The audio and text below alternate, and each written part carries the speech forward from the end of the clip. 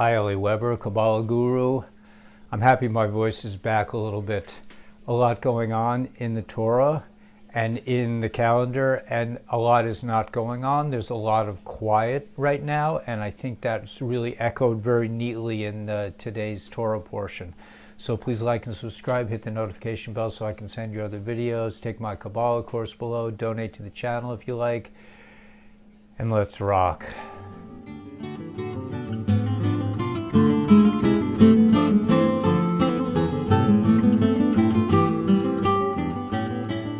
I forgot to mention, please come to our 11 o'clock Torah and Tanya meeting. We do that 11 o'clock a.m. every day except for Shabbos. I want to start today's discussion with a yom-yom, which is like a daily saying that I think will encapsulate this. I've been searching all over the web. I've been looking at the regular news. I've been looking at the news on Telegram. And it's clear to me that we are standing at the edge of the sea, just like in today's Torah portion. I mean, it couldn't be more perfect. I'm going to go through that, but let me just read this yom-yom. I think this really helps understand what's going on from a bigger framework. Particularly in these times, with thanks to God's kindness, we stand on the threshold of redemption. We must make every effort to strengthen all matters of faith, including the conscientious observance of every mitzvah, of all our customs without the slightest compromise.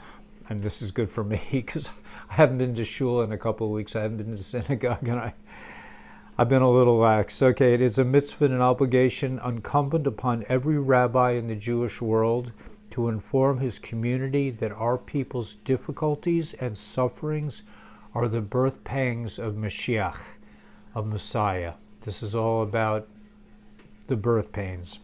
God, our Lord, is demanding that each of us return to Torah and its mitzvahs so that we will not delay the coming of our righteous Mashiach in the immediate future. And this was written in 1942, okay? Let me just briefly go over the Torah portion because I think that's very instructive into what's going on today. Like I said, I've been scouring all over the place for news. We are the news, and we should watch the water. Meaning, I think that we are in the Torah portion, we are backed against the sea of reeds. So I'm just going to read it. I mean, we're backed against the sea of reeds, and the end of this this little section, I think, really sums up everything that we need to know about today. So the Egyptians, all of Pharaoh's chariot horses, his horsemen, and his army pursued them. Now remember, the Jews have left. They've left Egypt, they've left slavery, they've left the narrow place, they've left the place of constriction, they have left feeling that the deep state is running our lives and terrorizing us with a fake money system, with a fake educational system, with a fake medical system, with a fake political system. They've been destroying us, they've been causing us to feel fear, and they've been just pursuing us. So they pursued them and overtook them on the dusk of the 20th of Nisan. This is 5 days after the midnight where the plague of the firstborn occurred and all the firstborn Egyptians were taken out. So they're camped out right next to the Sea of Reeds. Okay, watch the water. Pharaoh drew himself nearer to the front lines as he pursued. Now this is the deep state. I mean, this is the Illuminati. They draw near. They're looking horrific. The Israelis raised their eyes and caught sight of the Egyptians advancing on their rear in exemplary military discipline. They looked like they knew what they were doing, showing that they all shared the same vehement hatred of the Jews. They also raised their eyes and caught sight of the Egyptian angel of Egypt coming to the Egyptians' aid.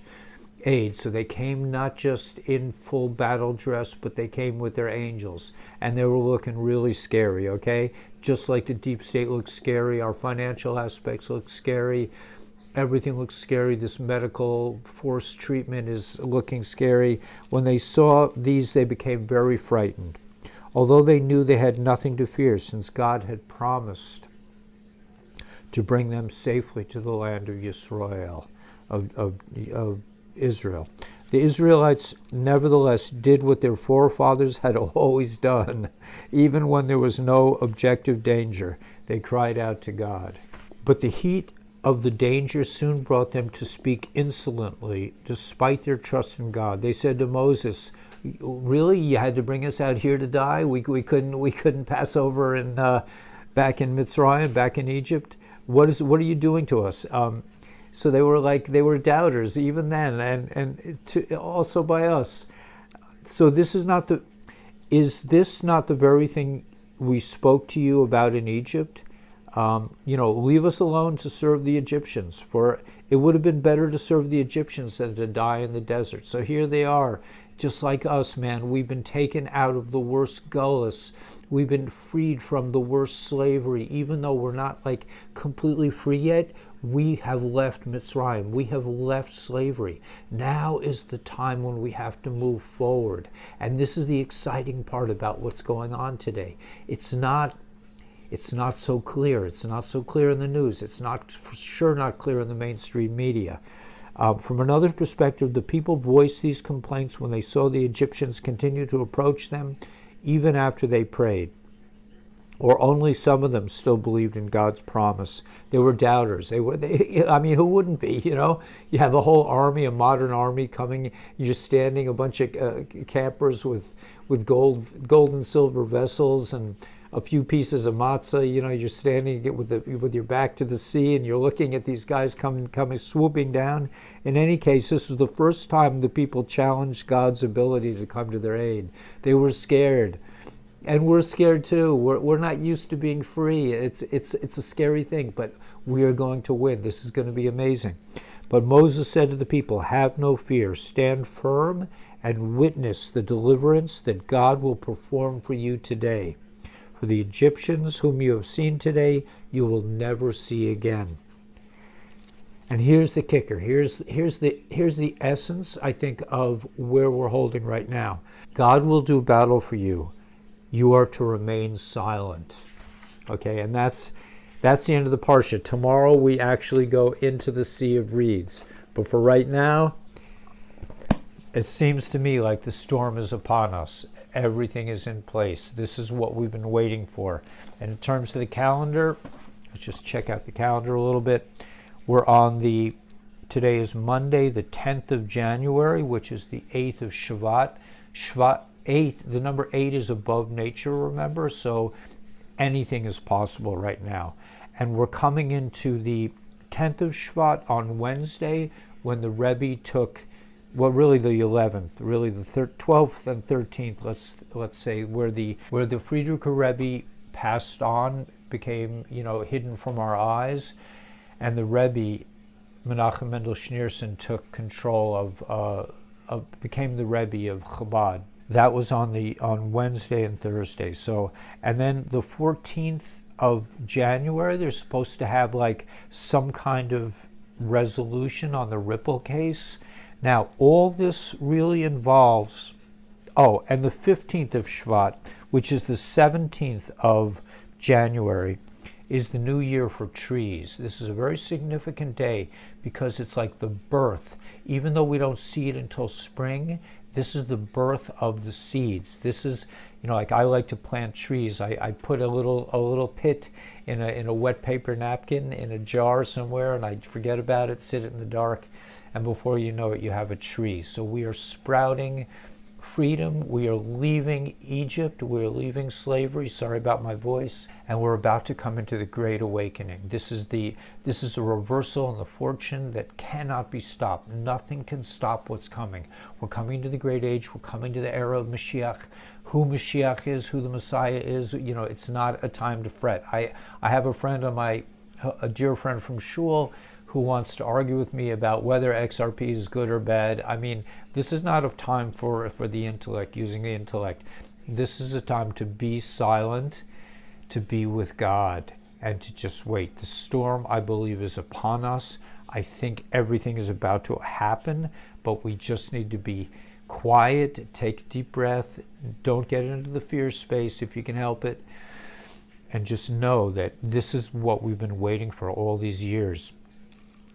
So that's really the essence, I think, of today's thing, is that we're waiting by the Sea of Reeds The Egyptians are coming. The Main Street media, all the bad guys, they've done all their best, but they are nothing.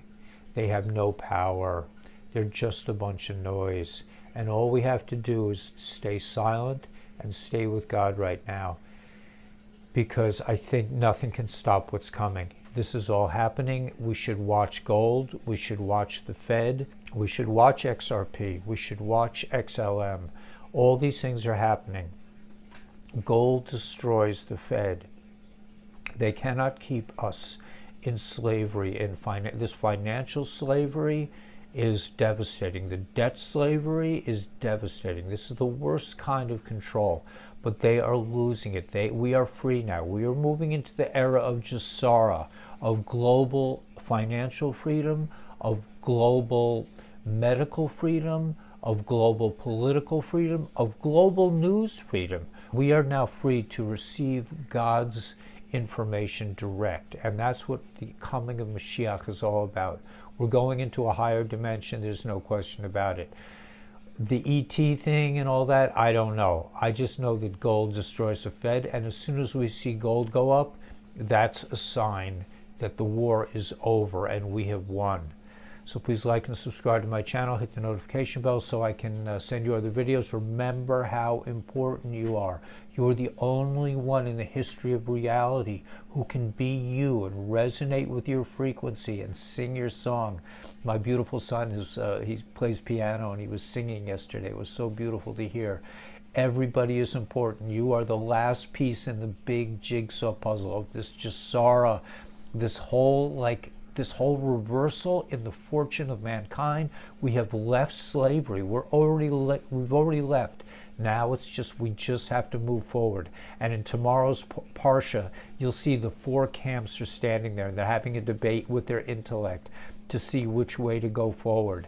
And in the end, the one who wins is the one who just jumps in the water. So keep moving. Do not look back. Do not be like Lot's wife.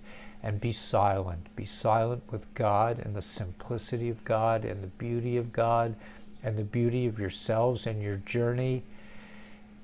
It's all happening. Okay, please like and subscribe. Hit the notification bell.